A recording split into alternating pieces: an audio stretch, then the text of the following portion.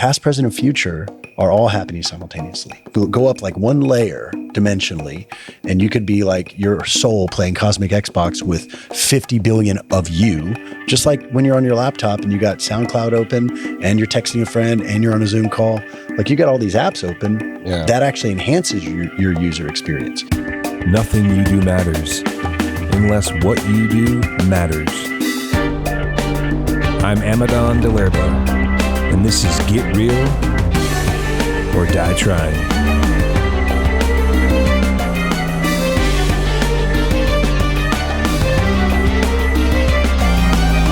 How are we doing, tribe? Amadon DellErba here with Get Real or Die Trying. I'm in Austin, Texas. I am very excited to be sitting down with Jesse Elder. He is an enigmatic, kind of mystic man who does a lot of things. I'm going to let him speak for himself. I first met him at Sean Whalen's birthday party, actually, in Salt Lake City. And then the following day or two, I saw him speak at Sean Whalen's Lions Not Sheep conference. And I really liked what I heard and saw. And so he's been on my radar ever since then, about a year ago. And so, yeah, here we are. Super, super stoked to have you, brother. It's good to be here, Amadon. Thank you. And he is an Austin native, which is even cooler. So we're in his city. Welcome. Yeah, so tell me about what you're up to. We can let the audience know what you're doing right now, and then we can kind of maybe dive into your past and just the evolution of your beautiful spirit. Appreciate that, man.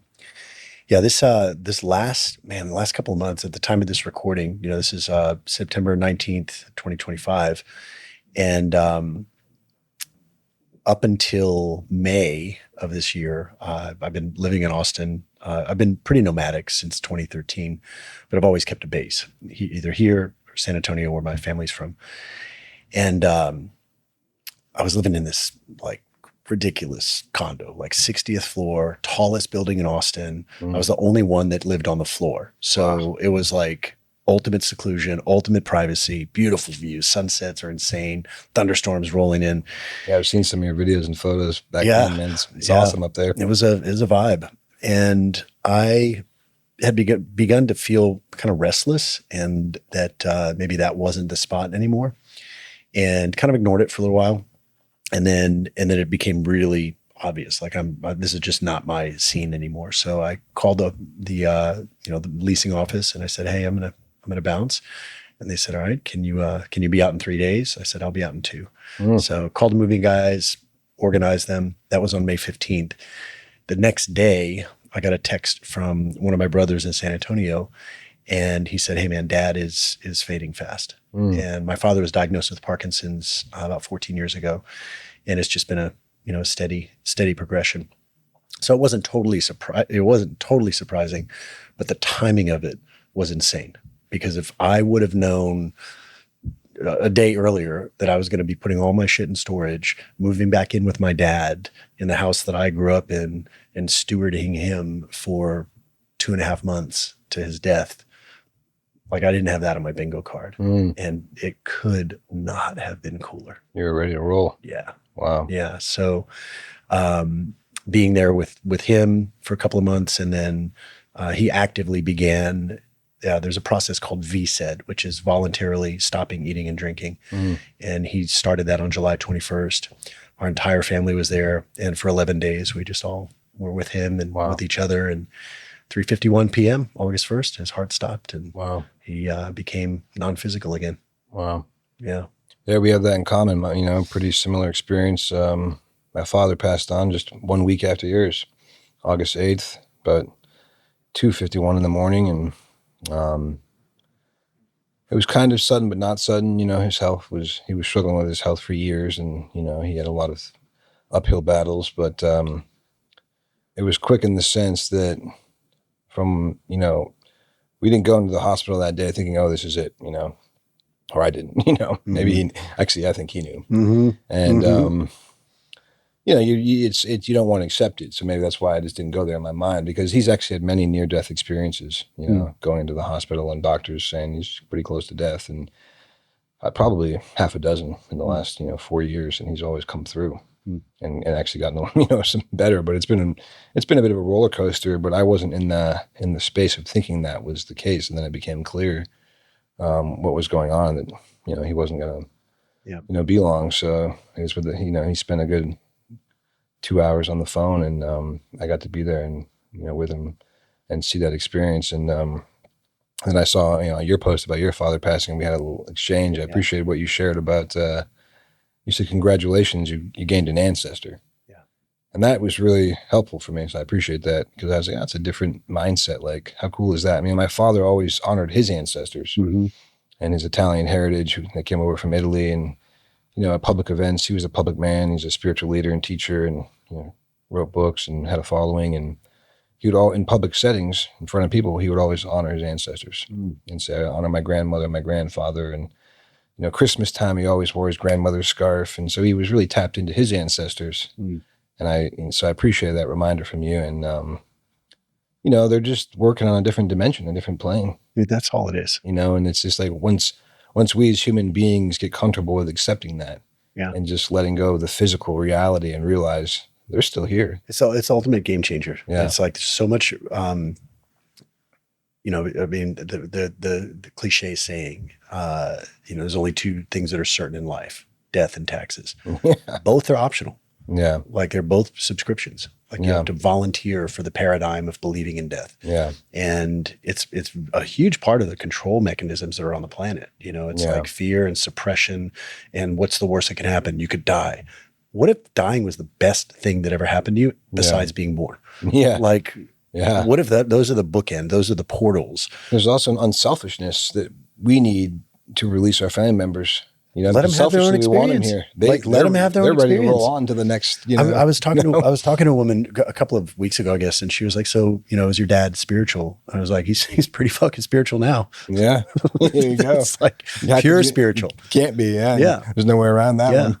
But it's like the dimensionality. Like we're in this third dimension, and our consciousness is compressed into this body and these brains and minds and memories and experiences and everything else. But all of what we are is like a spindle that just passes through all these sheets of paper. And we can only experience this much of our soul because we're in this dimension, but our soul is experiencing all of us and all of the dimensions and all across time. And that's what's really cool. Maybe we can get into a little bit today is the multiple selves that we have that are all operating simultaneously. And we've got memories that seem to go back in a straight line because, we remember where we were last Thursday and when we were 18 and when we were 5, and those were singular experiences we had. But moving forward, time fractals out this way based on choices. So you make a little different choice and you end up over here, and then that version of you is living this, but go back a little bit and there you made a different choice and you were over here. So from a oversoul perspective, it's just like a massive multiplayer game, but each player can only know that like they're the only player. Yeah. So like right now you're sitting there, I'm sitting here, you're filming, people are watching, and we're experiencing ourselves as a singular entity. But right next to us, there's another us that is like I'm sitting there and you're sitting here. And if there's infinite timelines, then as long as it doesn't violate the laws of the universe, gravity and speed of light and everything like that, it's functionally infinite. Yeah. So there's a version of me in 50 years from now that's totally homeless, like not just nomadic, but like homeless, like street sign homeless. Yeah. And there's another version that's a trillionaire. And there's another version that, I don't know, in a field of all possibilities, I'm sure there's a version where maybe a version of me said, you know what, I don't want to be a dude anymore. Go ahead and, do the thing and let me try that. Which this version of me would just find horrifying. But that's why those thought exercises are important. Yeah. Because then it's like, well, who's the essence of the being that's having all these life experiences? Yeah. People are afraid to explore those thoughts. Yeah. And those dimensions and those ideas. Yeah. Yeah. It's interesting. Death has come up on the last 3 podcasts in the last few days that I've shot, and just the conversation around death and people accepting it. And in my life right now, I've experienced a lot of loss to death. My sister 6 months ago, my father recently. And then even death of partnerships, death of friends, death of business partnerships even, or friend partnerships, it's just loss in general. And I was writing my sister's eulogy and I I love when you're quiet, in nature and you're writing and you get a gem. And one of the gems I got was as I was writing, for what is grief but love simply transcending the boundaries of form. Wow. Yeah. I was like, wow, grief is just love transcending the boundaries of form. That's beautiful. Fuck, man. It's really good. Yeah. And so when I feel the grief coming and I'm missing my sister or my dad, or I just go back to that. Yeah. And it's just beyond the boundaries of form. Dude, something similar, not as eloquent, came to me years ago when, cause I'd sold my business and then I got divorced like 6 months later. And I was wrecked, but like consciously wrecked. I was like, all right, let me be wrecked for a while. And I realized that like this deep sadness and loss and all the stuff was diminished when I would be of service to others. And I started making these mind vitamin videos on Facebook at the time. And I noticed that when I would let this, message come in and I would just start sharing these videos, that the pain went away, like the sadness went away. And then it came to me one day, I'm like, what if, to your point, what if chronic sadness is just love looking for a home? Like it's just looking for expression. Yeah. And that was love. Yeah. Well, that sounds like a questionable tube sign or something. Sounds like a really bad B movie. No. I can hear the music now. Bow, bow. Poor acting. Everything's bad about it. Yeah. Skip to anyway. So then, when in times of my life when I would just be sad for no particular reason, I would just realize that like I'm just being an idiot and like holding back on the love that's always available to us, because I believe love is a frequency and we're radios and we can either tune to it or not. And when we tune to it, man, fucking just bliss and just creativity and ideas, and you're needless. Like you have no need. And that then the concept of loss, it's like, man, I have to work really hard to be so attached to the one idea of the way that thing or person had to be, and now it's not there, and now I have loss. Like that's hard work, man. But the inspiration that the pain brings is like, cool. Well, I don't want this feeling of loss. So what else can I begin to tune my awareness to, either present or future, that would be the opposite of that? Like, is it getting a dog? Is it, going on dates? Is it working out? I mean, there's billions of things that we could do besides feeling loss. Yeah. And a lot of people will say, well, that's just bypassing, or that's just toxic positivity. Escapism. Yeah. And I'm like, well, so far, that's not my experience. Better to do nothing. Something is better than nothing, Right. Yeah. It's like after a while, like, what's your sulk meter at? How far up can you take the sulk? Yeah. And when you're like, I'm done sulking, and then it's over, and then it leaves your body. And sometimes you shake, you cry, or you dance it out, or, hit the bag or whatever. But once that's done, the cleanliness that's there, and I hear this from clients, and it's part of what I love this work, if you can call it that. But I was talking to a client yesterday, and we were just chatting on his in his balcony, and we just got in this groove of like frequency and remembering what you really are, not just who you are, identity, but what we are as beings. And he's like, the heck? And then he's like, starts tearing up, and he's like, I've cried 5 times in my life, and 2 of them are with you. Wow. So he's like releasing all this shit, but it wasn't like a performative releasing. Yeah. It wasn't like the workshop, shout it out, rage into the dirt or whatever. It's like, what if I don't want to? Yeah. Like, I'm good. Yeah. Let's circle back for a minute. You were talking about like timelines and parallel universe, kind of talking about different aspects of ourselves. And it reminded me of, my own belief in past lives. And, it's interesting in Western culture, I want to say taboo, but it's not as prominent as in Eastern culture. There's 1 billion people in the world who believe in past lives. It's part of their belief system, Hindus and people in the East. And there's different understandings. This is just what I believe. I'm not saying it's right. But I think that there's about 1 billion people on this planet who have had past lives. Mm-hmm. Not everybody has. You begin to discern and see the difference in souls. There's that concept, this person's an old soul. Mm-hmm. They may be 30, but they have more wisdom and they seem more mature. They seem like they have that knowledge and that a different element to them. And so we think about, okay, there's 1 billion starseed is what we call them. I call them starseed souls that have lived before. their souls have been in different, incarnations. And instead of reincarnation, the concept repersonalization. And your personalities, which are God-given, are just in these bodies, and we go through these lives. And there's various reasons why we have to keep coming back. Often it has to do with ascension, learning, correcting, verifying things in our soul. Maybe we didn't get out of the experiences in this one lifetime that we needed to get, that our soul needed to get, so we have to come back and do it. And it's not a punishment thing; it's actually an opportunity. It's mercy. Actually, come back. Here's another chance. Get this now, so that you can go to the next. This is just my thinking. So when you're talking about the different aspects too, I think that the starseed souls, the souls that have lived before, can certainly have kind of a augmented astral memory of their different lives. Like, I might have been a cowboy shooting people up, a couple hundred years ago.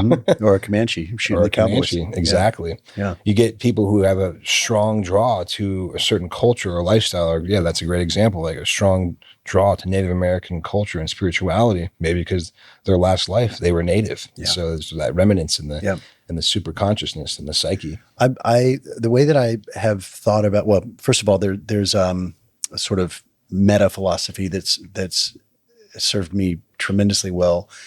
And that is, I stopped asking what's true. I was like 21 and I started asking what's useful. And so whether it's true or not, like, I don't care. Yeah. Like, if it's useful, if it's functional, and if it produces results. And what's useful for you. That's it. What's interesting and is right now, belief is that when you're secure in your belief as an individual, you don't need somebody else to believe it, to verify it. Right. And that's the interesting thing with religion and churchianity and, spiritual beliefs. Religion. Yeah. Turning the people into an army. Yeah. You have to, it's almost like as people they need other people to believe what they believe to form a sense of security around it. Yeah. And I understand that, in some sense, anthropologically, human nature is to form tribes and to be connected. And there's a beauty in that, because I totally believe in community living. I live in a community, I build community. But there's also an acceptance that it's not for everybody. Not every person's going to have that path. And there's unity without uniformity. And that's an important concept that I think is lost. That's a great distinction in modern culture today. That's a great distinction. And but everybody believes something, even if they don't think they do. Even an agnostic or an atheist still live their lives by a belief system. Even if they're not part of a church or this, they just don't realize it. But they believe what they believe. They believe if they quit their 9-to-5 job, they're not going to have money. They're going to lose their security. They believe this. They believe whatever political stance they take. And so everyone actually makes choices based upon their belief system, not just believers in faith. Right. Every single person. Yeah. And that's what I always find interesting when I sit down and talk with someone who might be an atheist, and they bring up how they think it's absurd that someone makes decisions in their lives based on their belief and not what's real around them. And I say, well, you do the same thing. Right. Everyone does. Right. Every decision we make is based upon the construct of our philosophy and belief and how we choose to interpret life. Right. And when you get to a point where you don't need someone to believe what you believe, but you find commonalities in what you do believe together, or, we're all humans in this human experience. And Western culture wants us to be very polarized. Totally divided. It's just divided. Totally divided. It's constant division. If we focus more on, instead of, hey, what's different about me and Jesse, but what do we have in common? You could hang out with anybody in the world, anybody, anywhere. That's a real test of leadership. How seemingly different can you be from another person and still create genuine rapport?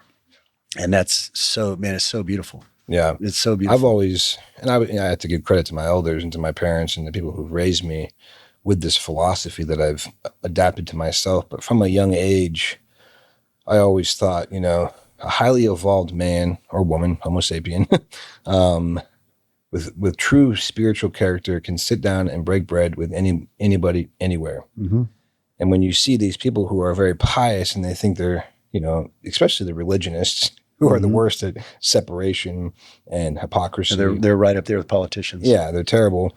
Really, if you're truly a spiritual person, you can go in the street and have dinner with a crack addict. Yep. Or you can dress up and go have dinner with a billionaire. Right. And fit right in both places. Or dress like a homeless person at the billionaire's dinner. Yeah. And everybody's like, what are you on? And you're like, another level. Yeah. Yeah. And, that's true character development, is when you can connect with anybody. Yep. And you just don't see separations. Yeah. and still also even realize this person may believe something that I strongly disagree with and don't believe, but it doesn't matter. Right.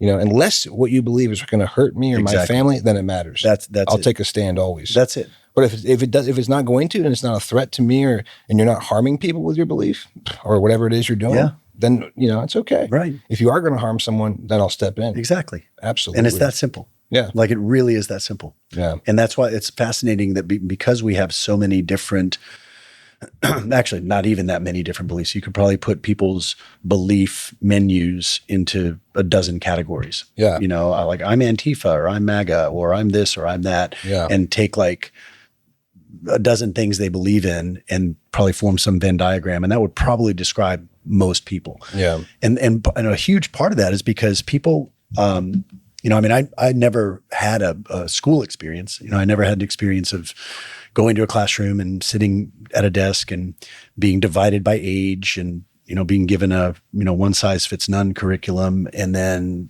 have to get a grade. Like that's just alien to me. That's awesome. It just makes no sense. So you're homeschooled. I was do your chores in the morning and we'll see you at dinner schooled. Wow. So it was like Tom Sawyer. So just like figure it out, go learn. Yeah. And so did your parents give you like designated time, like books and like curriculum? Nothing. Wow. So it was just completely on you. So totally self. And that was intentional by them to like 100%. So how did you learn to like read and write, like basic arithmetic? What was your process? I was just curious. I was like, what are those symbols? Yeah. And then my mom would be like, oh, this is a letter. Da, da, da, da. And so that's what a remarkable like way to raise children and just let them figure it out. And that's pretty cool. Shocking concept. It's like showing them just throwing a child in the water and they'll start moving their arms and legs or they're going to sink. Yeah. Wow. But it's also, every human being somewhere, some deeper than others, but everybody has an innate curiosity. Yeah. Like it's just what we are. And when a child is left to their own devices, as long as there's a sense, especially the younger they are, there's a sense of overwhelming safety and love. And non-judgmental acceptance. And a child's brain is so malleable and absorbs so much information. And the frequencies that they're in. And much more functional than adult brains. But look at the neural scans and they're just lit up. Plus kids are in waking delta. So they're just in this constant liminal space of manifestation. They, heal super quick. And it's so cool observing children. Yeah. I have 4 young children. 3 young children, 17-year-old and a 14-year-old. Yeah. But the young ones especially. Dude. Just seeing their minds and how they think. And when they ask questions that I don't have the answers to, I love that too, because that becomes a teaching in itself. Yeah. Like my 8-year-old will ask me a question, I don't know the answer. Now I could look it up on my phone. Yeah. But I prefer being honest and I actually don't know that. Yes. And then I say, you want to look it up together? Let's find out. Let's learn together. Yeah. And it just shows them that we're always learning. Yeah. Because to the little kid's mind, we're the superheroes. We're the gods of their lives. Right. I'm daddy. I should know everything like that, I was like that when I was a kid, but then I really was transformed by just the simple, I don't know, let's learn together, Yeah. It's really fun. Well, the one of the byproducts of that approach, if you want to call it that, is that the child's self-trust remains intact. And that's something the school system is very specifically designed to destroy. The American public school system goes back to the 1860s. It was right around the Civil War. And they intentionally designed it to create a fixed habit of reaction to authority. That's the number one job of the school system, is to create this illusion of authority. And then through, 12 years of the most formal years of your life, reporting to, this prison-like environment, separated by age. Younger ones can't learn from the older ones. Older ones don't develop the nurturing instincts to teach the younger ones. Highly competitive. Social classes are created. You're a jock, you're a geek. And it basically was designed to remove undesirable genetics from the gene pool by making the weird ones, the weak ones, sexually undesirable. It's also like indoctrinating kids to fall into their categories. That's it. And it's like sorting, you're going to be this, you're going to be this, and there's your number. But the opposite of that, or the absence of that, it creates a human being who grows up and knows themselves. Yeah. Like they know who they are. Yeah. And that is someone who is ungovernable. Like it's the idea of someone else controlling you. It just seems like, what? Yeah. I've always thought it was Nothing. wild that kids go to school until they're 18 and then go to college and get more indoctrination, And go in the into most debt. formative years of their life, they should be experiencing things and cultures, and they go back into a classroom. Yeah. I've just thought it was so silly. Like, I've never had a desire to go to university. I didn't when I was a teenager either. I was like, what a ridiculous Yeah. thing. Why would you do that? Yeah. And I was blessed to be raised in a very alternative culture in an eco-village in a community. We had what most people would understand as kind of a homeschool cooperative, but we had interage learning. So older kids teaching the younger kids, hanging out. Same kind of similar thing to you is in the sense that there was no, box, no desks, no grades, just learning together, much more organic nature learning, slightly more structured than you probably. We did have teachers and stuff, but, different than the public school system for sure, like radically different. And I remember when we started because we decided to become a private school so that we could have other children come, and, legally it worked out to become a registered private school in the state of Arizona. And so we did have to take some state testing for a while. So I remember the first time I had to take testing, it was so terrible, so much anxiety. And I excelled in everything. I was way above my grade level, my age level, in everything besides math. I was just barely getting by, And I was like, well, that's really cool. Like that, we're learning at this level. Like my reading comprehension, I remember my language arts when I was like 10, my teacher was like, wow, you have your grades are like a 17-year-old comprehension of literature, and stuff. And like, you don't see that in public schools, no way. And so this, the natural organic process is a beautiful thing. And one last thing about children, you're talking about children. I read a book once called Culture Code.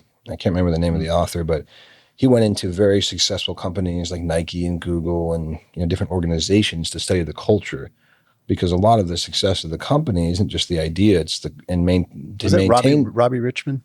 I just can't remember. Okay. But to maintain success, you have to have a good culture, Yeah. And he did some experiments, and this guy was an anthropologist, and so he really knew human nature. He did an experiment, and he got a group of like 5 to 8-year-old kids.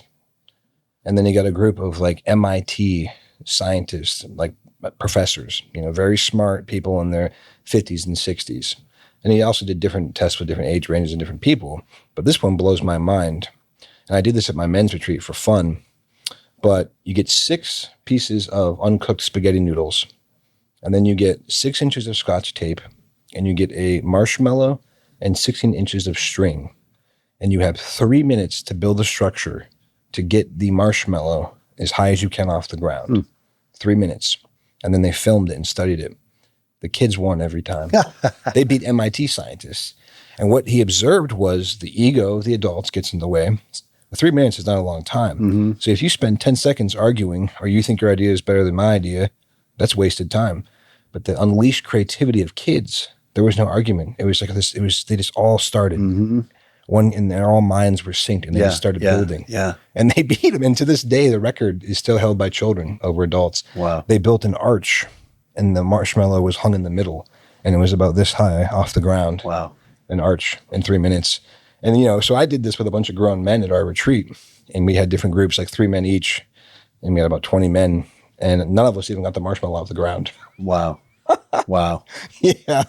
It was really amazing to me. It just really stood out to me. And that's, to me, it was the power of the imagination. Yeah. And the free thinking that children have. Right. And we don't even know, I was raised pretty amazingly and outside the system in many ways. So, but even when you become an adult, there's just something about that childlike curiosity and imagination, whether it's through getting your heart broken or being let down, it just slowly kind of dies if you allow it. And so when they're engaging, and when you're engaging, you don't have that like spring forth of, you have to like access it. It takes time to access it through all the boundaries we create. Well, the experience, like that childlike experience of like, what do you want to do today? Yeah. Like we could do anything. We could go ride bikes. We can go play in the mud. We can go build a rope swing. Yeah. Like we're unlimited. Yeah. And it's when you get older, especially as a child reaches puberty, and now, they become more interested in, in dating or sex or whatever. And now that really starts to create a lot of insecurity. And am I good enough? And I need more so that I need to have more so I can be more, so I can be more attractive. But before that happens, the intrinsic competitive, scarcity-based mindset is largely conditioned. And Jane Goodall, who's the behavioral scientist, Love her. Yeah. I did love her. Yeah. And then I learned some shit. Really? Yeah. And I don't know her at all. Yeah. Jane, if you're watching this. But no, there was so many of the experiments that she and the team were doing. They were studying chimpanzees so they can understand human beings because chimps are so close genetically, blah, blah, blah. So the way that I heard this, they're in the jungle and they've got their camera set up and they're just like, all right, we're ready to learn. And there's no chimps. The chimps they can hear them over there and then they see a little, but they're not able to study. So they're like, we need to solve this problem. So they bring in a crate of bananas and they just plop it down in the middle of the jungle. And then they're like, okay, now we'll be able to study them. Yeah. And these chimps show up and start fighting and start beating the shit out of each other. And they're violent anyway, but then they're taking notes. They're like, oh, this is just like humans.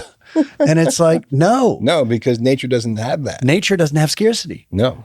And nature is everything is in harmony. Yeah. And yes, there's pockets of droughts and all this kind of stuff, but by and large, nature is synonymous with harmony. They introduced a scarce resource that brought out. They introduced what humans do, which is overconsume. Right. All of this stuff in one place. And hoarding, and you gotta do all this stuff. So humans, so much of what people believe and what they're taught in schools has no basis in reality. Yeah. It's all manufactured. Yeah. Most modern psychiatry is still based on Freud. Yeah. Who said humans have two drives, survival and sex. Yeah. Survival drive and sex drive. And he had a crush on his mom. And what a weird way to reduce humans to such a simplicity. But it actually is perfect. And there's truth to it. It was perfect though, because taking his ideas and making that the basis for forming societies. Yeah. And it led perfectly to the creation of a ruling class whose job it is to keep everybody else in line. Yeah. So of course his ideas got popularized. Yeah. But like, good luck trying that with like an actual free human. Yeah. You're like, no, I'm good. Thank you.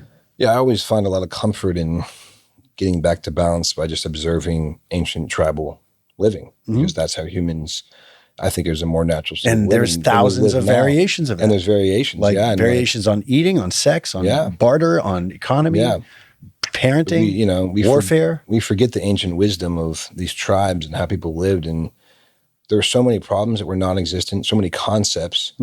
I learned a couple of years ago on a podcast that most native languages all over the world don't have a word or a term or even a concept for rape. Yeah. Never happened. Yeah. There wasn't even a word for it. Right. There was no such thing. It's a modern thing. And that's just one example of tons. Or cancer. Yeah. It's like cancer. All this new shit. Yeah. But it's also like, this is I love making fun of personal development because there's so much bullshit in it. But it's like new levels, new devils. I'm like, what if that's not it? Yeah. What if it's new levels, new levers? Like you have a new level, new problem. Cool. Let's build a cool solution that didn't exist before this problem. Yeah. And you start to see I don't even see problems at this point. They're just interesting puzzles. Yeah. It's like, oh, new level. Let's go. Yeah. And then from that place, it's still like that childlike curiosity, but with, adult intelligence or adult ambition. And that sweet spot, this is a huge part of the work that I do with people is like free your mind, not just to feel better about yourself, but be better at being a human. Yeah. Because we're approaching, this is a whole other side quest probably, but we're approaching an evolution of our species. And it's going to happen in our life, certainly in our lifetime, maybe in the next 10, 20 years. There's going to be this massive explosion of consciousness where human intelligence, human consciousness is going to catch up to where consciousness actually already is. Yeah. And it's been so suppressed for so many hundreds of years. But meanwhile, there's the evolution's been going and going and going. And all of a sudden that band's going to break and people are going to spring right to the surface. And a big aspect of that is actually remembering. Yeah. Not actually learning or because people think they're learning something new or coming into something new. No, actually, I think it's just remembering what we've forgotten. Right. Well, so much conditioning. It brings back to the whole concept of time. And I used to believe in past lives until I understood more about time and that past, present, and future is a very thin layer of understanding. Other dimensions don't have time. Yeah. Just like, we're here recording this, somebody's watching, they are over there, we are here, but we're sharing this moment. Past, present, and future are all happening simultaneously. So a past life isn't, we think it's past from our limited perspective, but it's happening right now. Yeah. And if you go up like one layer dimensionally, and you could be like your soul playing Cosmic Xbox with 50 billion of you lifetime, just like when you're on your laptop and you got SoundCloud open and you're texting a friend and you're on a Zoom call, like you got all these apps open, that actually enhances your user experience. So our soul has all these apps open called bodies and lives and is playing all of them simultaneously, just like there's 100 trillion cells in our body all playing simultaneously to create this singular experience of life. This moment of life, yours right now, mine right now, yours you're watching right now, is one version of us, and there are possibly infinite versions of us, like these bodies, just different timelines. And our soul is like, fuck yeah, like playing all of it. So was I a Russian general in World War I? Maybe. Or was I like a Chinese peasant girl who had her feet bound in like the 1600s? You know, it's like all of those could be true. Yeah, what's interesting is how does a current belief system, like your belief system of that or my belief system of past lives, how does it affect our current reality? Or does it give to it? Does it gain to it? Because I believe the things I believe because they seem to work for me and make sense of current present circumstance. And that's why anyone believes what they believe, because it somehow works for them. It works. And or it fulfills a need, even if the need is pain. Yeah. They need to feel pain. Interesting, yeah. The belief will provide that for them. Yeah, and so it's pretty wild. There's so many ways we could go in that. Well, the one way that I've observed people using their past lives is as a just massive excuse for not getting shit done. That's hilarious. And it's like, well, when I was a child, I was like, but you're not a child. Yeah. Oh, okay. Well, in my past life, I experienced a lot of abuse. Yeah. I'm like, the fuck does that have to do with right now? Yeah. Like, it's only real when you think about it. It's one timeline.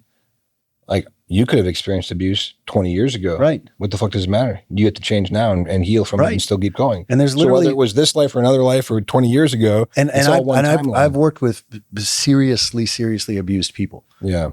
But generally the people that I'll get to work with, they're already so far out of the victim story. Yeah. And I'm not diminishing anybody that's the been first through stage. that. You got to get out of that.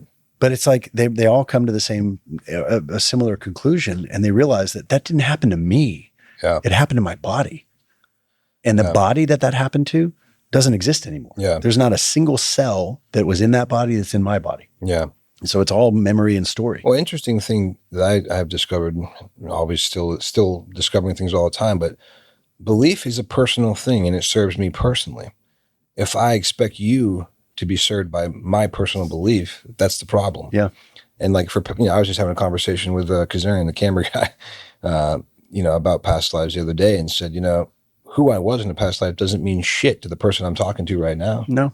Now, it might mean something to me or formulate some type of understanding for me personally, but for me to expect someone to believe that or care, why does it matter? Right. I'm the dude sitting in front of them. I'm the long-haired, weird-looking dude they're talking to. Right. I'm not the guy. So it doesn't really matter. You know? Right. And we put too much emphasis on these things and these expectations, and that can go across any belief, whether it's politics. I frankly get amazed how much people put so much faith in politics. It's almost just as bad as it's a form of insanity. Religious hypocrisy. It's an absolute form of insanity. Yeah, like you really think this person and this political figure is going to save you and your family and your country? That's why so many people, conservatives and close to conservatives, when Charlie Kirk, I'll say this, when the Charlie Kirk shooting video came out, I don't know anything about the event itself, but when that video came out, everybody on the right was like galvanized. The left did this. And immediately the left did it, number one. Secondly, I just observed a disproportionate level of anger and grief and fear and sadness over a guy who, was a podcaster. And I don't know Charlie, I don't know anything about him. But I began to just really, it was fascinating for me. And I obviously, if that's what happened, and now there's like these kids and his widow, that sucks, and happens every day in various forms to to all sorts of people. But But I began to really, really be fascinated by the energy that people were feeling that was turning into righteousness or research. And now everybody's an expert on military hand signals and The hat move, and the different things baseball going on. umpire. Yeah. But it's because I believe it's because there's an externalization of personal power. My personal power, if I'm in that space, my personal power was projected onto this party, this person, and they represent the things that I value that I'm not expressing myself. As you're speaking, I was literally going to say the same thing. It's like idolization of another human, political figure or a rock star or an actor. Is they're usually embodying something that you want yourself. You wish you would do it. Yeah. And you're not doing it. Yeah. And so they become even more important because they not only represent hope, but they represent delegated self-expression. Yeah. Which is impossible. Like you can't delegate. I'll give Charlie that. He was bold in his belief and he proclaimed it. Yeah. And he lived it. Yeah. And people want to do that, but they don't because they're afraid, they're fearful, and they're not embodied. Which is why so they admired him. Which is why when that happened and now there's a political party in turmoil and there's all this stuff, people feel like it's happening to them. And I'm like, if you would have gone without your phone for a week, how would you have and not talked to anybody else, how would your life have changed? Yeah. It wouldn't. Your life would not have changed one bit. Yeah. Like not one bit.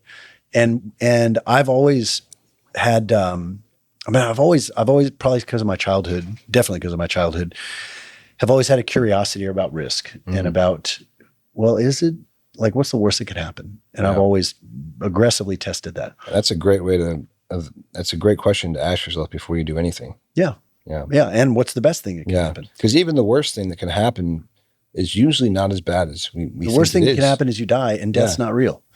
Yeah, that's exactly. Let me just walk it all back from there. I used to say that to my friends growing up on the creek. We'd be jumping off these, cliffs into the creek. They're pretty high, and they would be afraid. And I said, "Well, what's the worst thing that can happen? Let's talk about it." Yeah, you could land and hurt yourself.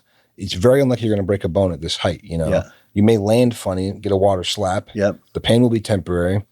As you got higher, the risk increased. But I said, like, this is the worst thing. Like, you're afraid of dying, but it's very unlikely you're going to die. You'd have to actually try and die at this point, at this height, Exactly.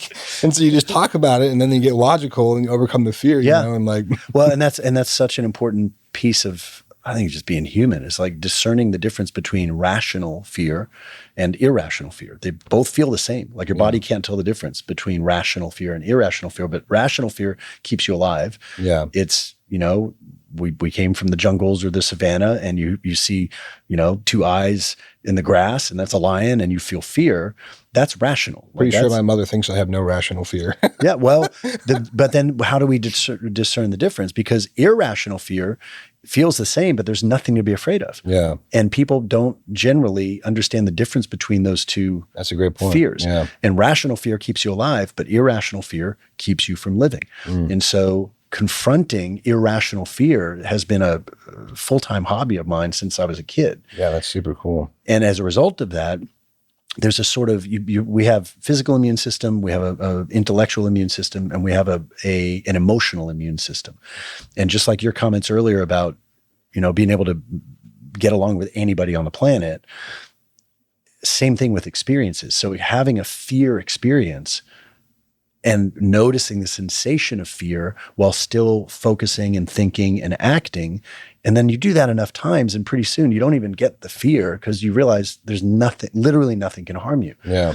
And I'm so blessed, man. I've had amazing opportunities to choose fear or not. And it just got harder and harder and harder to choose fear. Yeah. And so looping back to when somebody externalizes their power to another human being, to a political party, to the economy, whatever else, they're just completely ripping out their batteries. They're just like no power. They're giving away their power. Yeah. Right. Yeah. Which the alternative is, and this is what I believe we're going to see in the next few years. Like politics is just going to become more and more hilarious. Less and less people with critical thinking skills and self-sovereign emotions are going to give it any attention. So the energy is going to be withdrawn. Yeah. People are going to, and the fear is going to ramp up. I mean, the things that I've simulated and sort of war gamed in my mind they're chilling. Yeah. Like it's scary shit. I believe that. Because they need that to happen in order to get everybody in line. September 11th, all this other stuff. So what happens if the cartels get a 21-day hall pass from the government and just go on a kidnapping spree in America? Yeah. And next thing you know, 21 days later, it's been like 3,000 kids have been kidnapped legitimately. Yeah. Everybody's terrified because they know what that means and they know where those kids are going. Yep. And then the government says, we got you. Step in. Yeah. We got you. Here's what we're going to do. And they're going to start running commercials. Timestamp this is September 19th, 2025. I don't know when this is going to happen, but it's going to happen at some point, I believe. Government's going to start running commercials, just like the drug commercials in the 80s, or the films in the 60s with somebody jumping out a window because they're on acid. All this programming. And they're going to run a commercial, and it's going to be a picture of a puppy, like a super cute puppy. And the puppy's going to get lost, but the owner has their phone or whatever device it is, and they're there. And then they come back and, I love you, you're safe. Chip our children. And then they're going to say, which do you love more, your puppy or your child? And then here's the solution. Yeah. And then make billions off of it. Kidnap proof your child. And then they're going to track us. Yep. That's very interesting. Yep. I believe that's very possible. Yep. I mean, the government's already shown that they're willing to go to any extent to lie and create manufacture. To survive. And, they're just trying to survive. I mean, COVID, look at COVID, what a joke. It was a good trial. Yeah. Like it was a good test run. Let's see how. Mayor Bill Blasio of New York with the cheeseburger. Oh my God. Vaccinations. So free burgers. I mean. You're telling me there's a burger element here?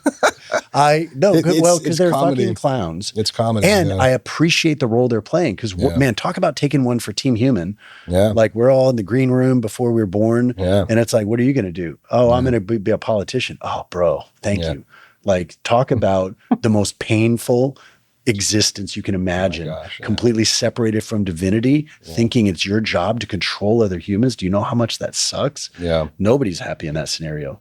Yeah, I think they might have been a little surprised to COVID. People weren't quite as sheeple as they thought they would be. I don't know, man. Many were. I think it all went exactly according to plan. Yeah. Yeah. For them, you mean? Yeah. Yeah. Well, this is another timestamp here. I think we will certainly in our lifetimes we're going to see the death of the concept of the nation state. Mm-hmm. Nation state is a very new concept. The idea of cultures are timeless. Yeah. Cultures have always been, but countries is like the branded overlay of a culture. Yeah. And so like look what's happening in London and to a certain extent Ireland and Scotland. Like they 30 years from now, they won't have cultures. They'll be Muslim. Like they're completely getting wiped out. Blended, absolutely getting wiped out. Yeah. And then what will happen is the corporate structures and the central banks that are really wanting all this to happen, their days are numbered. Yeah. And it's not a threat. It's just that as consciousness evolves, it's like having a child. When they're 3 or 4, you can say, let's go. And even if they don't want to, they're still going to. Yeah. Try telling that to your 16-year-old. Yeah.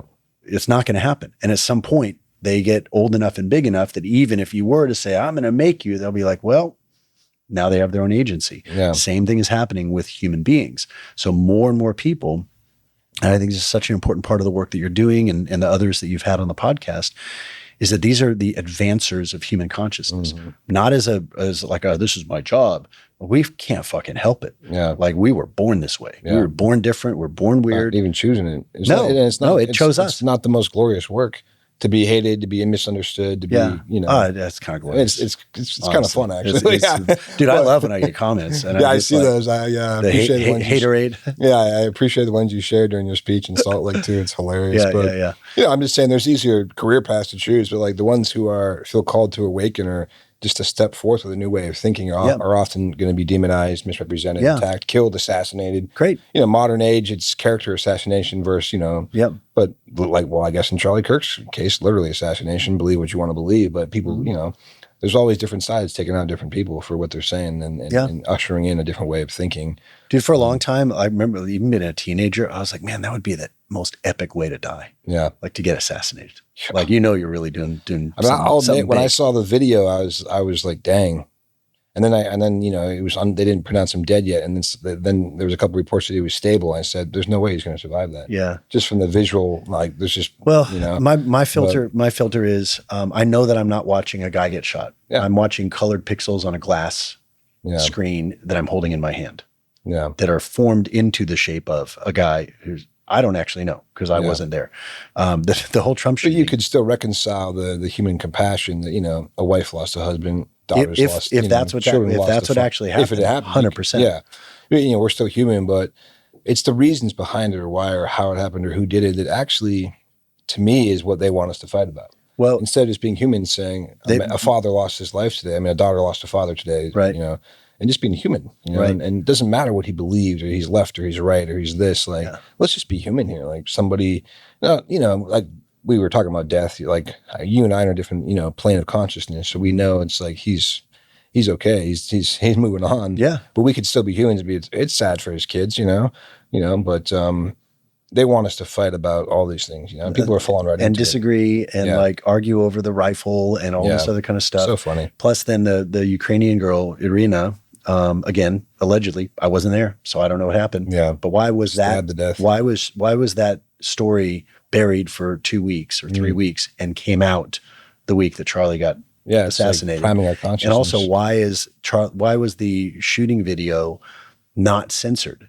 If you or I would have posted a video of some dude getting hit by a car, like at the very least, the little sensitive content would have popped up. No, that thing was pushed. Yeah. So like everywhere. Yeah. And at that point, I mean, I really am just, I'm just sitting back with popcorn and I'm just like, y'all do whatever y'all want to do. My favorite, you kind of remind me a little bit of him, but you know, in the Lord of the Rings, in the books, there's a character who is so underrated. And it's like the whole, you know, everybody always like archetypes and which Lord of the Rings character are you? Yeah. All the guys say Aragorn, all the women say Eowyn and you know, whatever. But there's a character in Lord of the Rings, and he's in the first book, is when the hobbits are escaping the Shire and they're trying to get to, you know, the inn where they're going to meet Gandalf, and they end up falling asleep by this creek, and then they feel like really drugged. They don't know what's up. And there's the tree that had come to life and like the Ent kidnapped one of it. Well, it was like a version of the Ent. Yeah. But it kidnapped one of them, and they're like freaking out because he's suffocating. And all of a sudden they just hear this voice, and it's this really whimsical dude. And he's like, oh, old man tree, leave him be, blah, blah, blah, something like that. And he tells the tree, back off. And then he takes him back to his house, and his name is Tom Bombadil. Oh yeah, Tom Bombadil. Yeah. And he's got like this super hot like fairy wife, and they're just like serving dinner, and the hobbits are like, "Who are you?" And he's like, "Oh, I'm as old as time." But he sees the ring that Frodo has, the one ring to rule them all, and he just takes it, and they're like, "Ah!" And he plays with it, and he puts it on, and nothing fucking happens.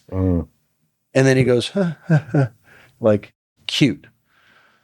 And if you go, I was a geek on this when I was a kid, but like the early writings of Tolkien and like the Silmarillion, you know, all the previous stuff.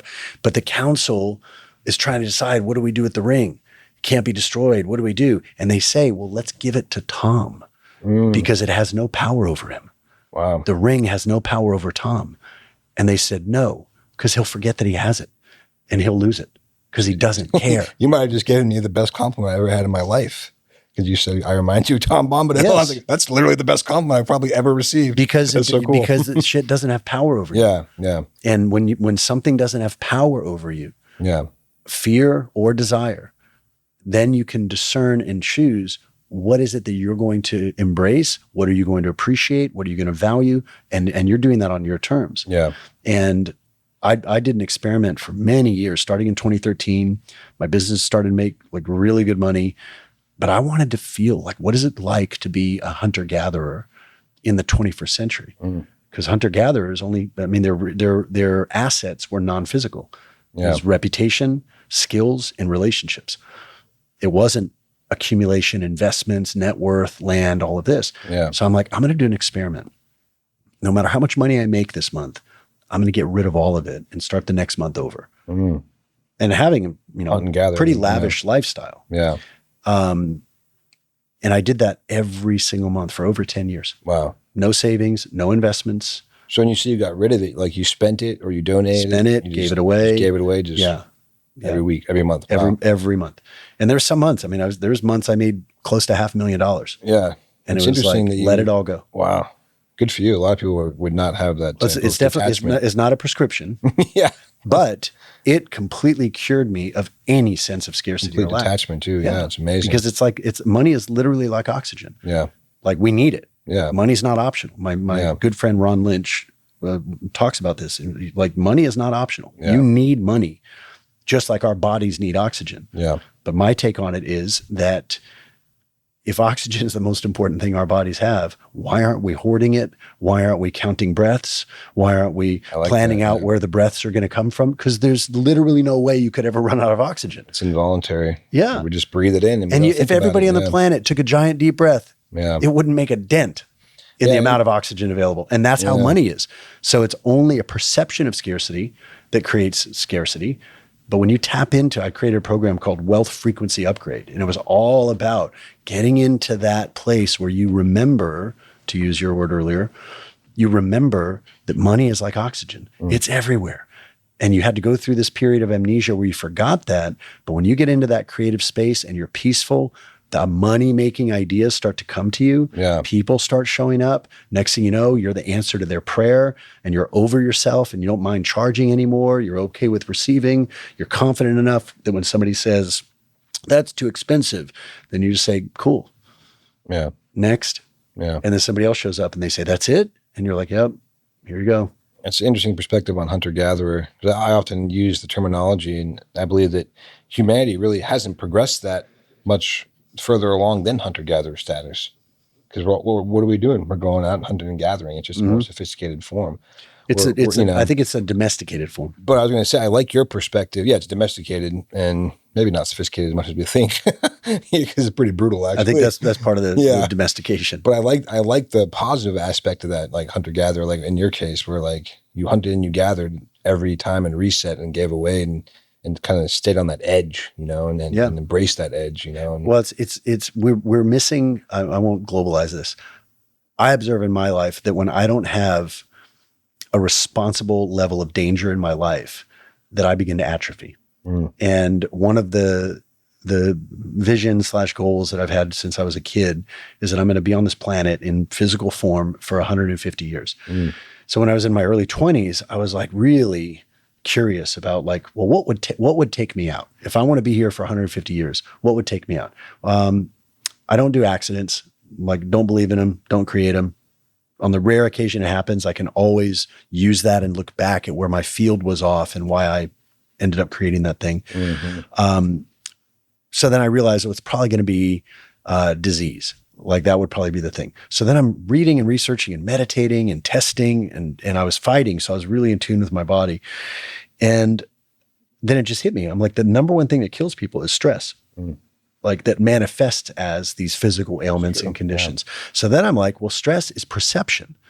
Unless you're like literally being tortured or something, stress is perception. So then that's when I got really interested in adjusting beliefs that is it good? Is it bad? Yeah, it's both. Which one do you want it to be? And then even when something bad would happen, I would immediately get excited because I knew I'm about to get a massive perceptual upgrade. Yeah. So it's like amazing. Yeah. So, the body that I have right now is like dimensionally the same body that I had when I was fighting when I was 20 years old. Yeah. And it's a weird body. I'm like 6'2" and 144 pounds. Like that's a very strange body. But I began to notice I don't get sick. If ever I get sick, like maybe every few years, I can feel it coming on and I just talk to my body. I'm like, yo, thanks for the signal. No need to deliver the message. Like, I got you. Thank you. And it goes away. Like the tickle in your throat, the fever, whatever, it just disappears. And on the occasions, a handful of times when it's been a full blown like fever, flu, whatever, I'm just like, free trip, man. Yeah. So like no come down, no preparation. Let me just ride this altered state. And I've gotten some fantastic prophecies just and rest visions. In it. Yeah. Just go mental. Yeah. Like, yeah, that's really cool. I wish I would have done that many times. In the past when I've gotten sick, is just kind of lean into it and like, let me go into a mind trip. Well, even pain, it's like pain is one thing. Suffering is something totally different. Yeah. And I can genuinely say I don't suffer. Yeah. Like I never suffer. That's cool. I've experienced pain many times, emotional, physical, all of that. But suffering, It's a choice. it's a choice. You can experience deep pain and grief, but not suffer. Exactly. Like I'm in a lot of grief right now. Yeah. But I'm enjoying myself and I'm smiling and I'm loving my life. And I'm not suffering. And in the background, I've sensed that you know your body and you know yourself well enough to know that it's just working through and doing its own thing, and that you'll get an idea about what to do if you need to process some stuff. Yeah. And just this morning, man, I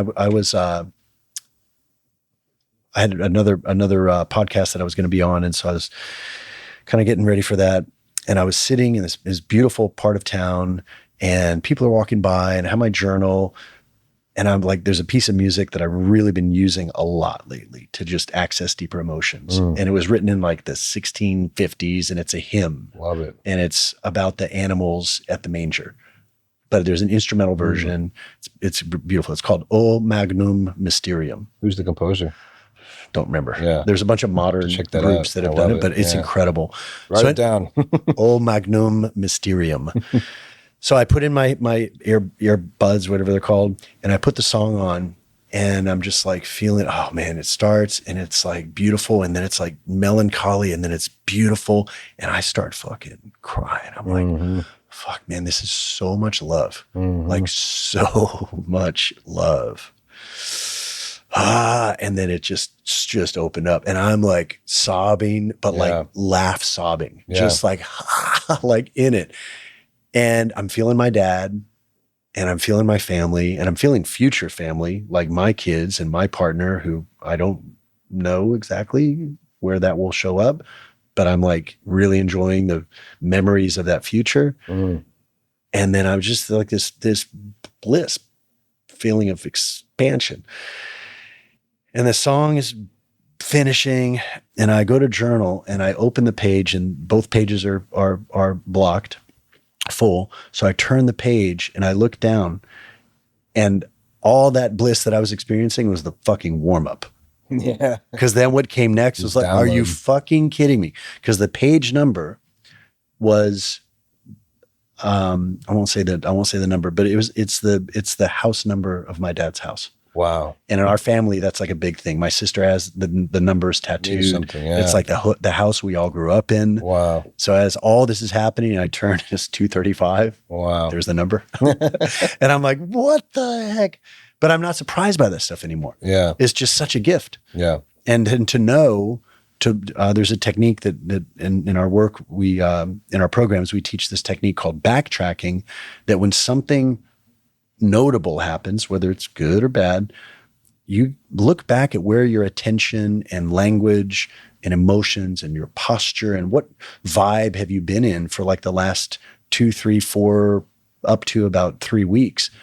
And you can always see this is the inevitable byproduct of whatever you've been doing. And that's why when every once in a while somebody will come to me for like a company turnaround, and they're like, sales are shit. And I'll just put them on a strict language diet. Like you are only allowed to speak language of prosperity and expansion and abundance and creativity. And then, and I'll just, we'll just dialogue, and they'll start to say something about like, yeah, but, or it's not that good. I'll just fucking kick them. I'm like, what are you doing that for? Like, stop doing that. And just keep bringing them back to, what do you want? What do you want? What do you want? What do you want? What would that feel like? What would it be like? Such a need to reframe language. Yeah. Our culture is just so, I can't, I'm not good enough. But it's just a lot of victim thinking too. Like one thing in the last 5 or 6 years, it seems like, of the political climate too, it's just, we've just glorified the victim mentality. Sure. We've glorified taking participation trophies. Everything.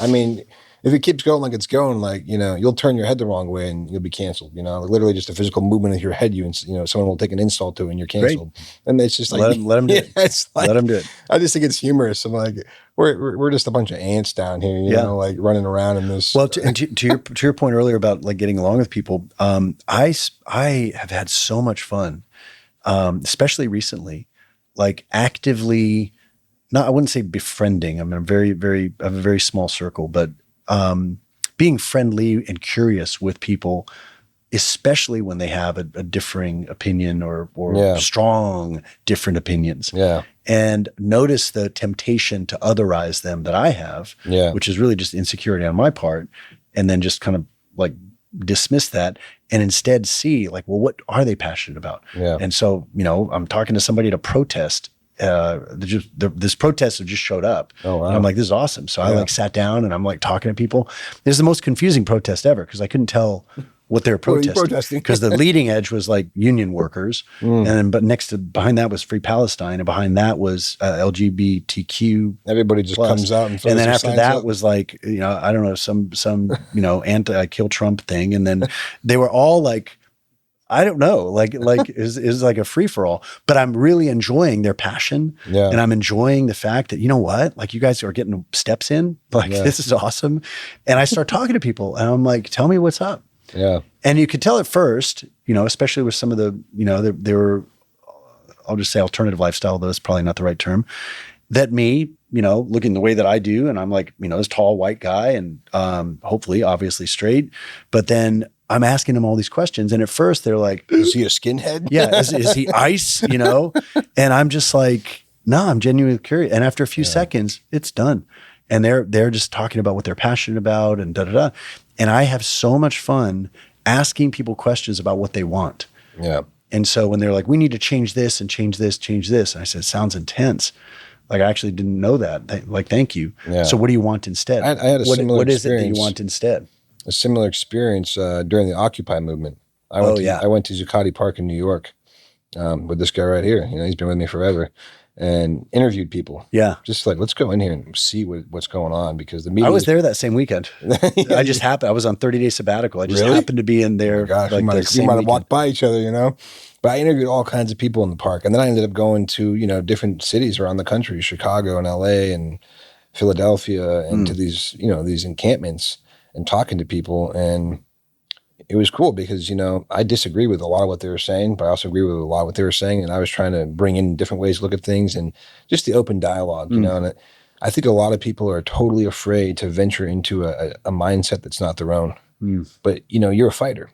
And like, literally, you physically fought in a ring, I guess. Were you Muay Thai or?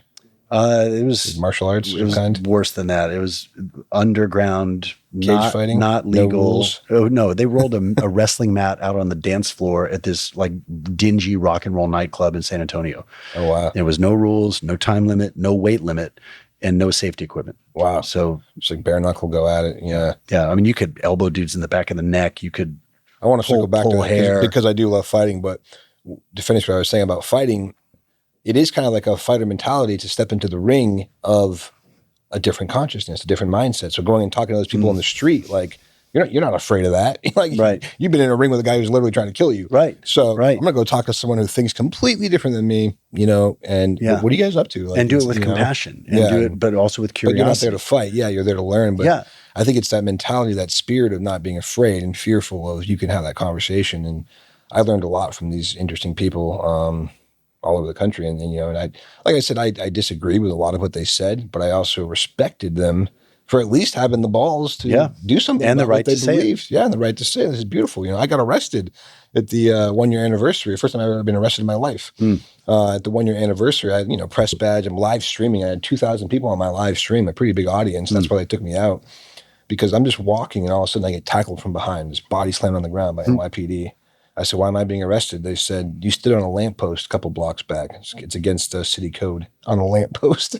I said, okay, yeah, whatever. You're taking out my live feed here. Like, wow. And then the guy grabbed my camera and filmed me being arrested on the live feed. Good for him. And so, yeah, kind of mocked it a little bit. First time I've been in jail, you know, I spent 11 hours there. They released me. I got reckless endangerment. Yeah, that's a good experience. But it was a good experience, you know, and although I was a little... That was the first time in my life, I don't want to say this with pride because it sounds weird to say I've never experienced fear, but genuinely I really haven't. But I felt fear when I was being put into that bus. Sure. Because I was very aware of NDAA, National Defense Authorization Act, that they had just passed, literally passed, Obama passed it to deal with domestic terrorists. There was these protesters, and you could arrest domestic people for domestic terrorism and hold them indefinitely without trial. And so they did this to clear out the streets, basically, and then they were using it to hold people. And And so I'm thinking, well, I could be held. I might not get out of here. Like, so I felt fear for Well, the dude, first, I felt a bit of fear, like, because that was the first time I was powerless. I'm cuffed. I'm in a bus going to jail. And I was like, wow, this is what it feels like to have absolutely no power over the next thing that's going to happen to me. It was an interesting experience. It was good. It was good for me to experience that, But I do think that there's people all over the world who experience that every day in their life. And then I calmed down and controlled myself and realized, okay, but I'm in a holding cell with 300 people. They called 2 people out to get a biometric face scan. Now, this is 13 years ago, before they already have it all with our phones, because we're giving it to them 13 years ago. And they call my name for a face scan. So I go out and they take me to this back room and they got the thing and I feel the laser going across my face. And Whoa. I step out of it. So I remember reading, you don't have to consent, but they make it look like it. And I said, I don't consent to this. Good. And the guy says, you fucking occupiers. Because he's mad that I knew. Yep. And so they got half my face on record. I mean, now they have the whole thing, but I thought that was funny. And they brought me back to the cell. But why was it just me and this other guy with 300 people? Well, because I had an audience. Right. And I was showing what was actually happening in the street. I was showing the police brutality. Yep. People getting arrested, beaten for no reason, Yep. Well, and that's what's exciting. I mean, I probably won't be able to get into it today too much, but the like all this knowledge that's coming out about law. Yeah, and let's get into it a little bit before you get to go about because you got the law dojo going on, and I want to talk to you about just kind of your mindset on being a sovereign person and land use and where you're at. Well, with that. The word sovereign is interesting because it's a lot of interpretations of that. A lot of interpretations, and there's strong, like if we're just going to look at etymology and origin of words, it does mean ruler. Yeah, and so I can totally understand why the statutory system and the counties and cities and states and the governments are freaking out about sovereign citizens, because that term sovereign citizen means somebody who says, I am my own country, which then poses a threat, meaning like, I'm going to take you over, I'm going to take you out. And so it's very sad to see what happens when people, largely uneducated, often with very violent tendencies, and they take up this rallying cry of a sovereign citizen, but kind of has a militia aspect to it. Yeah, and it's very sad. And like, I think that there's many people who call themselves sovereign citizens who are dangerous, and they are actually doing criminal things, and they should be, I don't want to say dealt with, but there should be measures taken. Yeah. What we're doing with Law Dojo could not be any more different from that, because it's based on peace, and it's based on peaceful, harmonious relationships with everybody, including law enforcement, including officials and agents, and I will 100% cooperate with anybody that comes to me. Phone call, knock on the door, red and blue lights. I will completely cooperate. Yeah. I just have questions. Yeah. And so the first question generally would be, under whose authority are you presuming to administer me and my property? Because I did not grant that authority. And if then it comes down to, and there's a million different situations, but if it came down to, well, you're a U.S. citizen, I'd be like, can you prove that? Because the first sentence of the 14th Amendment says all persons born or naturalized in the United States and subject to the jurisdiction thereof. And it basically says you are both a citizen of the state and you are a U.S. citizen. The U.S. citizen is a very recent corporate invention. Goes back to the Civil War, 14th Amendment. But then you're also a man or a woman, like you're a living being. So there's the real thing, and then there's the corporate presumption. So I'm not a U.S. citizen.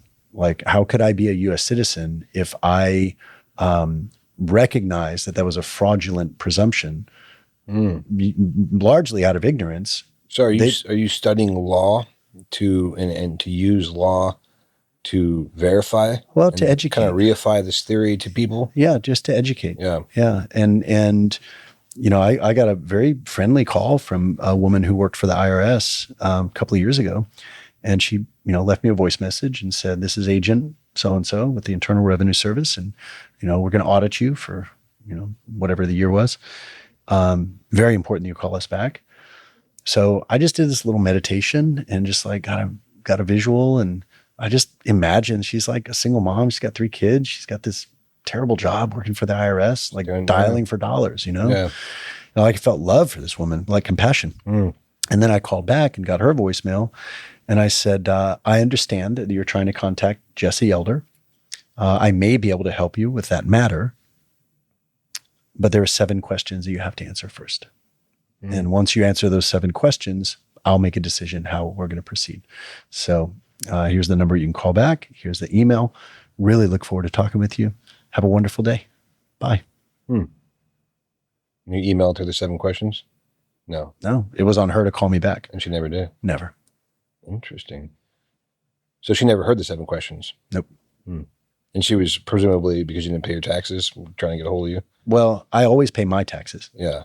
But I question every invitation to commerce that actually doesn't apply to me. And most people don't. They just, I didn't for a long time. Yeah, and then I got know. curious and I started studying. And so you studied, and so now you know enough of what you actually have to do and what you don't. Well, everything's a choice. Yeah. And there are consequences for every choice. Yeah. But yeah, I mean, it really, there's a central philosophy or theme to this that it's just really based on the whole concept of authority. Like, where does authority come from? The only authority that I recognize, because I have no choice, is natural law. Like, I mean, I've had cool dreams where I can fly, but I haven't figured that out yet with this body. Yeah. It's like there's certain laws and agreements that whether you agree with them or not, they're just true. Yeah. Then there are man-made laws that would presume that there are certain people who are in charge of other people. Yeah. And that just is not actually the case. Like, So you mean by law it's not the case, or just by truth and reality, because you're both. choosing not to? Both, actually. Yeah, both. Yeah, both. Because every human being has the exact same amount of rights as every other human being.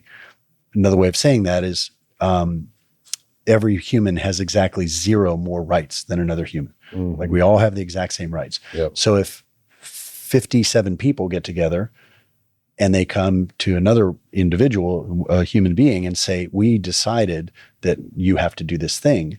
Well, 57 times 0 is still 0. They all have 0 more rights than this person. But they did create a collective field of belief that creates the illusion that they have authority. But that doesn't make it true. So how do you apply that conceptual understanding? That's where the training really gets fun. That's where the training really gets fun. There's a guy that I learned from, and I mean, there's so many cool teachers in this space, and there's so many weirdos, and it's whatever. You just kind of discern and you find what makes sense. But there's a guy he gets a knock on the door, and the cops are there, and they're Kevlar'd out, and they're like, "You're under arrest." And he was like, "Well, for what?" And they said, "Well, we've got an anonymous tip that you're growing an illegal plant." And when he was telling the story, he was like, "Guilty." But he said, "Well, let me see the warrant." And this guy knows the law forward and backwards. So he looks at the warrant and he says, "Okay, I love you guys. I appreciate that you're doing your job. But there's no clerk's signature on this warrant." And that means that there's no valid claim. There's no injured party who went to the courthouse and filed a claim. That means that what you guys are doing right now is you're violating U.S. Title 18, Section 241, 242. You're committing a war crime against the civilian population, and that's a 10-year felony. So you need to get the DA on the phone right now, and you need to get your supervisor here immediately." And the cops are like, "What? Shit."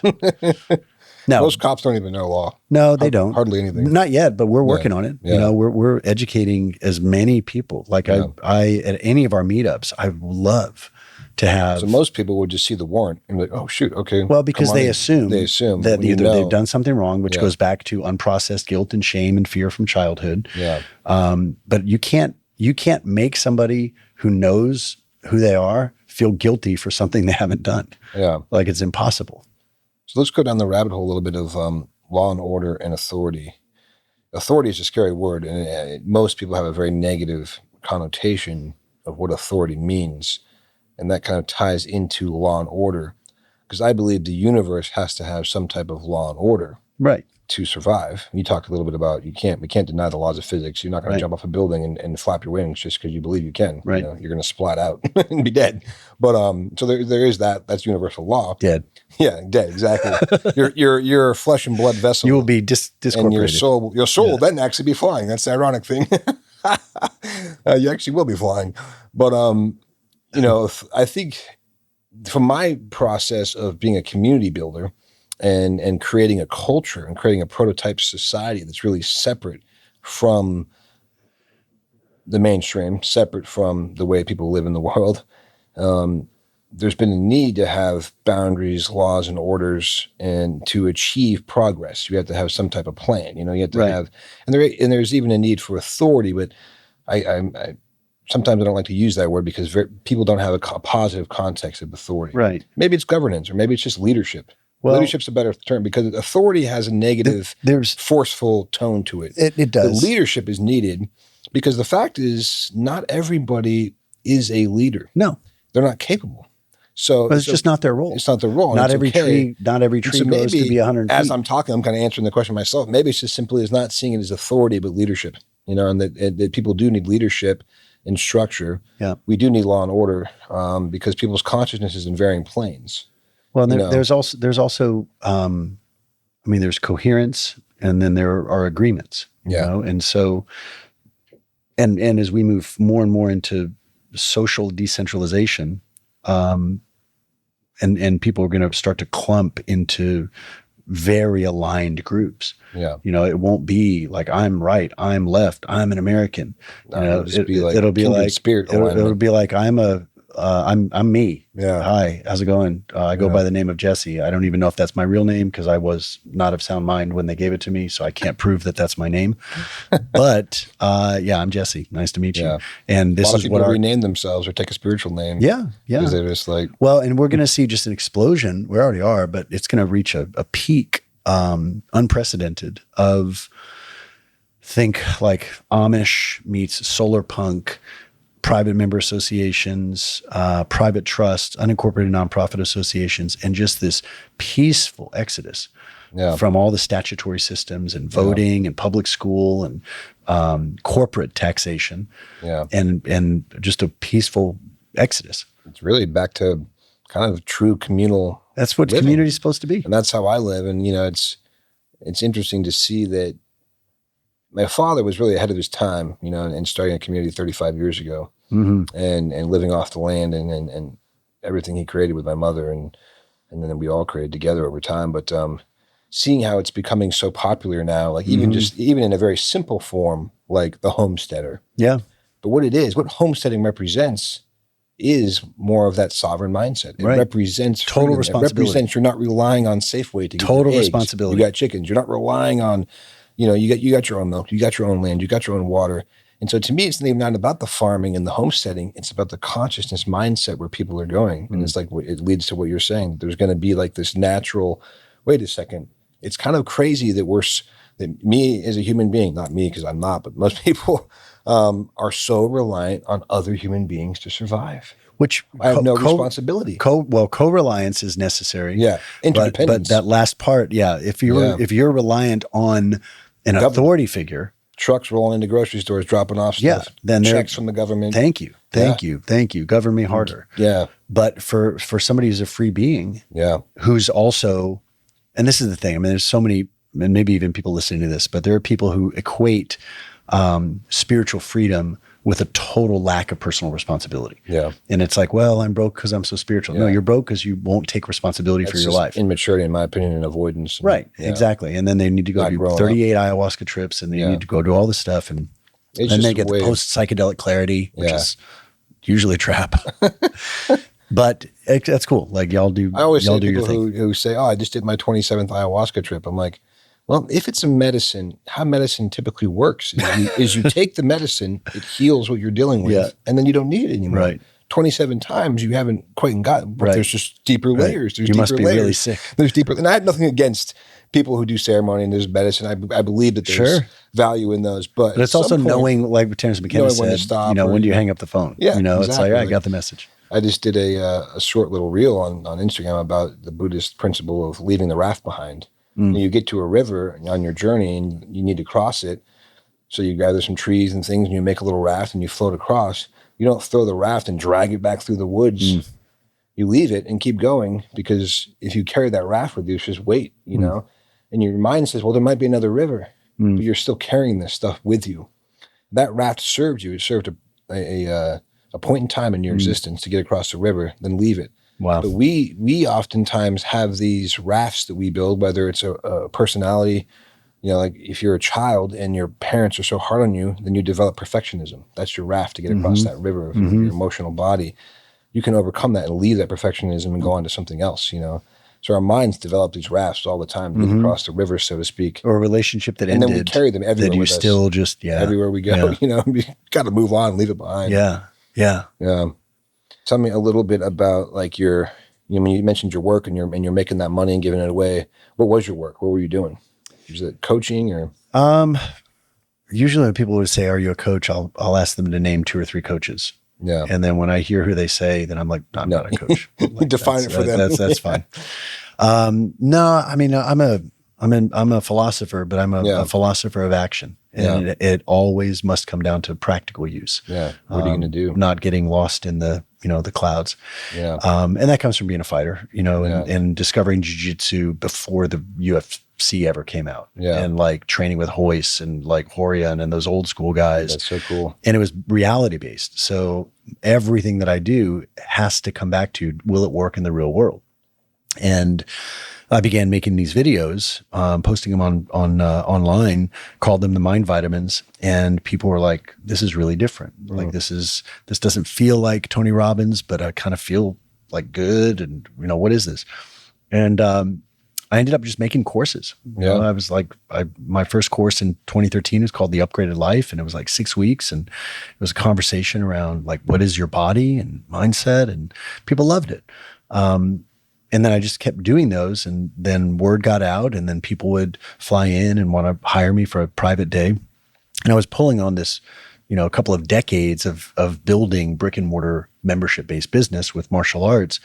And, we had thousands of different strategies, from marketing to team building to culture so a lot of that really translated well into people who wanted to build businesses, whether a product or service or membership. And then things got really, like 2015, 2016, I started to receive and get all these ideas around time and what future and past really is or might be. And I'm doing the same thing I've always done since I was a kid. It's like endless Saturday, chores are done.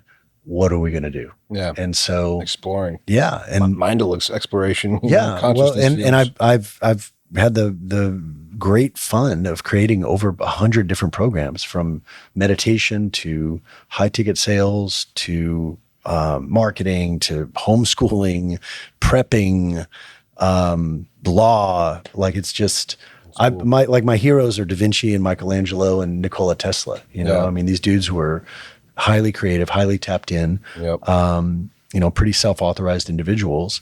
And for the rest of my life, I'll just continue to serve as an amplifier, which means I need to collect as many different experiences as possible, run them through the filter of my own mind, and then turn them into something that's useful and entertaining and fun and uplifting and confronting that people can actually use. I love that, man. I love the concept of philosophy in action, because we can sit around a fire and smoke weed and go off on tangents all day long and philosophize. Some people call it intellectual masturbation. Right. Get off on it and it's so cool, and then go back. And then what? What are you going to do? Yeah. How are you going to change it? Did you make any sales? Did you plant a seed? Yeah. Did you sell something? Did you build something? Right. And like get to work. That's really cool. And I like how you said it came from fighting too, because some intellectual snobs may think so lowly of physical combat. There's a lot of spiritual. One of my most popular videos is spiritual life lessons from fighting. Yeah, like physical combat, sex and violence. Sex is how we get here. Violence is how we leave. I forgot that you were a fighter. And I'm a bit of a UFC, I'm a mixed martial arts fanatic. Mm-hmm. I love fighting, and I love everything about it. And grew up watching boxing with my father and all the greats, and the reruns, and then transitioned to martial arts. And, I really have a great respect for fighters, but also just all of the lessons you can learn. It's like, because life is kind of like that. If you can't get in the ring and be okay with getting punched in the face, then you just stay on the sidelines. Right. That's life. Right. If you get knocked down and you can't get up and keep fighting, life's going to suck. Right. So life is like a metaphor. It's like fighting is the literal micro and life is the macro. Mm-hmm. It's a fight, man. Like there's so many different. Well, and it's it's the ultimate masculine metaphor. That's partly why I love it too. Yeah. But yeah, that's cool. So you were trained in different mixed martial arts, and you just got in there and did what you did. 11 fights that year, man. Wow. Nine and 2. Some old handy cams or anything recorded? Dude, it was like 91. Like nobody had shit. Nothing. It was like some out there photos. With the VHS tape. Yeah, there's like photos, and then some of the guys that I fought are still on Facebook, and once in a while will be like, "Oh, you got me so good." Yeah. So it basically just ends when whoever gives up or doesn't get up. Tap, snap, or nap. Yeah. Tap, snap, or nap. That's the old school. Yeah. That's cool, man. And lastly, I just want to circle back to, your father and death, and there is no death as we know it, as we're learning together, I guess, or maybe you've already learned it. But tell me one of your favorite memories of your father.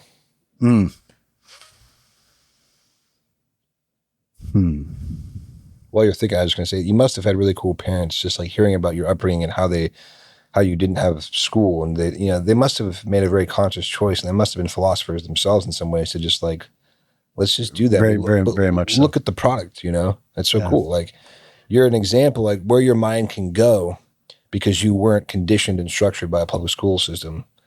Where your mind has been able to go and where you've been able to go into your life because of that is just kind of case in point. It's like such a creative, vast consciousness and unrestricted, in a good way. Not unrestricted in an unbridled, crazy way, but. Well, that's very, very kind. And you also, like we just said, you balance philosophy and consciousness with practicality and reality because you have to, like if you don't get anywhere in life. Well, we have these bodies for a reason, it's like, we're not just spiritual beings. Yeah. We're spiritual beings in physical form, which means we are here to build things and do things.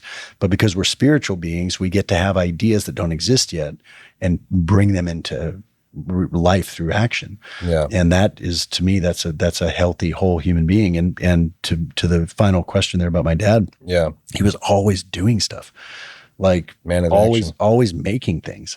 Like I never saw him chilling. Yeah. Like not one time. I'd see him kind of meditating once in a while, or he would take a nap, but that was rare. He was always making things. Someone asked me the other day, what's a trait of a masculine man? And I've been contemplating this my whole life, I might answer differently every time. Mm-hmm. But what popped into my head is masculinity is never idle. And I just think of your father, like he may not have been what people thought was a masculine man. I don't even know him, I'm saying? He's always doing something. Like that's masculinity. He creates constant action, always developing, doing something. And he and my mom had just a beautiful dynamic. He handled the outside world and she handled the inner world and the interface of the world. Yeah. It's beautiful, man. Thanks for sitting down with me, man. I really appreciate it. Really appreciate it. I could talk to you all day and all night. Yeah. I appreciate you too. You're a beautiful spirit. Thanks for sitting down. I think our audience is really going to enjoy this. Thank you. Pleasure. Subscribe, like, share, follow. You know the routine. Thanks for listening.